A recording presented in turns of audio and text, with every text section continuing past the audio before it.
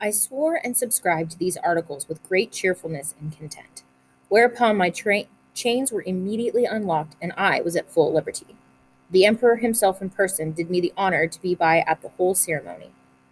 I made my acknowledgments by prostrating myself at his majesty's feet, but he commanded me to rise, and after many gracious expressions, which to avoid the censure of vanity, I shall not repeat, he added that he hoped I should prove a useful servant and well deserve all the favors he had already conferred upon me, or might do for the future. The reader may be pleased to observe that in the last article for the recovery of my liberty, the Emperor stipulates to allow me a quantity of meat and drink sufficient for the support of 1,728 Lilliputians. Some time after, asking a friend at court how they came to fix on that determinate number, he told me that his Majesty's mathematicians, having taken the height of my body by the help of a quadrant, and finding it to exceed theirs in the proportion of 12 to 1, they concluded from the similarities of their bodies that mine must contain at least 1,728 of theirs, and consequently would require as much food as was necessary to support that number of Lilliputians. By which the reader may conceive an idea of the ingenuity of that people, as well as the prudent and exact economy of such great a prince. One morning, about a fortnight after I had obtained my liberty, Reldressel, principal secretary, as they style him, of private affairs, came to my house, attended only by one servant. He ordered his coach to wait at a distance, and desired I would give him an hour's audience, which I readily consented to on account of his quality and his personal merits, as well as the many good offices he had done me during my consultations at court. Solicitations at court. I offered to lie down that he might the more conveniently reach my ear, but he chose rather to let me hold him in my hand during our conversation. He began with compliments on my liberty, so that he might pretend to some merit in it, but however added that it had not been for the present situation of things at court, perhaps I might not have obtained it so soon. For, said he, as flourishing a condition as we appear to be in to foreigners, we labor under two mighty evils, a violent faction at home and the danger of an invasion by a most potent enemy from abroad. As to the first, you are to understand that for above 70 moons past, there have been two struggling parties in the empire, under the names of Tremaxkin and Slamaskin, from the high and low heels on their shoes, by which they distinguish themselves.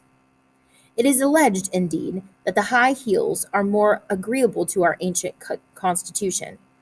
But, however this be, his majesty hath determined to make use of only low heels in the administration of the government, in all offices and the gift of the crown, as you cannot but observe, and particularly that his majesty's imperial heels are lower at least by a drur than any of his court. Drur is a measure about of a 14th part of an inch. The animosities between these two parties run so high that they will neither eat nor drink nor talk with each other. We compute the tamsack, or high heels, to exceed us in number, but the power is wholly on our side. We apprehend His Imperial Highness, the heir to the crown, to have some tendencies towards the high heels. At least we can plainly discover one of his heels higher than the other, which gives him a hobble in his gait. Now, in the midst of these intestine disquiets, we are threatened with an invasion from the Isle of Bulskef, which is the other great empire of the universe, almost as large and powerful as this of his majesty. For as to what we have heard, you affirm that there are other kingdoms and states in the world, inhabited by human creatures as large as yourself.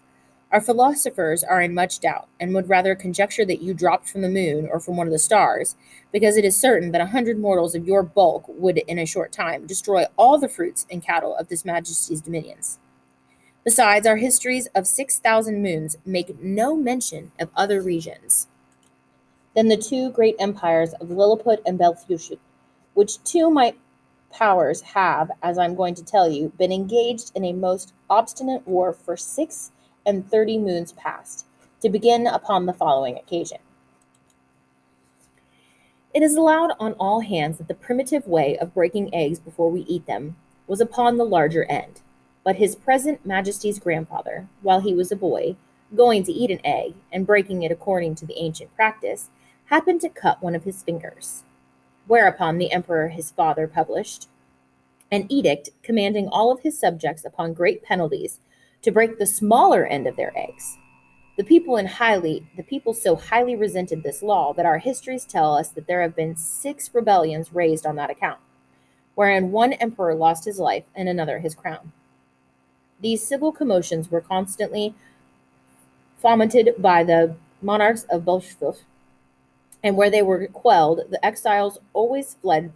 for refuge to that empire. It is computed that 11,000 persons have, at several times, suffered death rather than submit to break their eggs at the smaller end. Many hundred large volumes have been published upon this controversy, but the books of the big enders have been long forbidden, and the whole party rendered incapable by law of holding employments. During the course of these troubles, the emperors of Blosheth did frequently expostulate by their ambassadors, accusing us of making a schism in religion by offending against a fundamental doctrine of our great prophet Lustrog and the 54th chapter of the Brundacrol, which is their Alcoran. This, however, is thought to be a mere strain upon the text, for the words are these, that all true believers shall break their eggs at the convenient end. And which is the convenient end seems, in my humble opinion, to be left to every man's conscience, or at least in the power of the chief magistrate to determine. Now, the big Indian exiles have found so much credit in the emperor of Belfrushit court, and so much private assistance and encouragement from their party here at home, that a bloody war hath been carried on between the two empires for 46 moons with various success,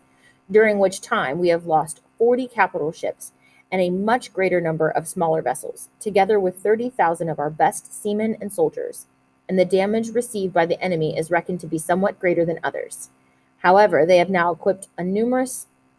fleet and are just preparing to make a descent upon us, and his imperial majesty, placing great confidence in your valor and strength, hath commanded me to lay his account of his affairs before you.